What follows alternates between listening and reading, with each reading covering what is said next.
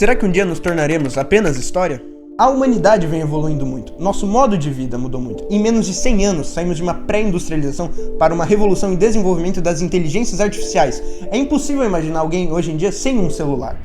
Mas essa evolução teve seu preço. Agora mesmo, para fazer esse vídeo, eu estou usando um computador.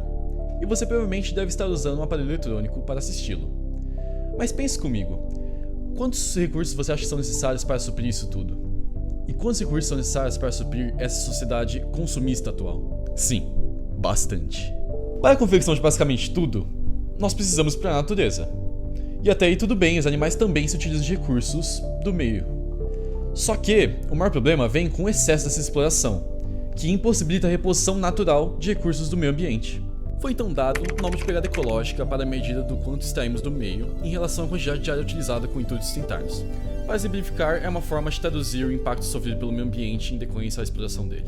Tudo que fazemos deixa uma pegada, desde dirigir até ir ao shopping.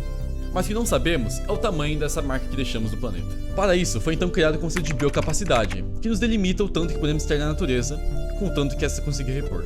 Para ficar mais claro esse conceito, imagine que você tem um limite de R$1.000 para ser gasto em um mês.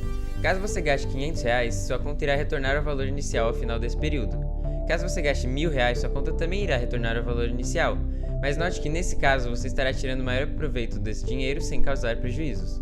Agora, se você gastar R$1.100, surge uma dívida de R$100 a ser paga, portanto, no final do mês em que seriam repostos R$1.000, restariam apenas R$900. Neste exemplo, o gasto seria a chamada pegada ecológica, ou seja, o quanto consumimos. Já o limite a ser gasto seria a biocapacidade, o quanto podemos consumir sem causar prejuízos. Por fim, o prejuízo causado pelo excesso de gastos seria o déficit ecológico, ou seja, o quanto consumimos a mais do que a natureza é capaz de repor. A cada ano que passa, aumentamos nosso déficit com o meio ambiente. Inevitavelmente, se continuarmos nesse ritmo, essa dívida será cobrada. E essa dívida já está sendo cobrada. Em 1970, atingimos o limite da biocapacidade. Estávamos em equilíbrio com a natureza, ou seja, ela conseguia repor exatamente o que nós extraíamos dela. Porém, a partir disso criou-se um déficit ecológico, ou seja, uma terra não era mais o suficiente para nós, precisaríamos de mais. Em 2008, por exemplo, precisaríamos de uma terra e meia para repor os recursos que nós estávamos gastando. Agora, quais são os principais setores da nossa sociedade consumista que contribuem para a geração desse déficit?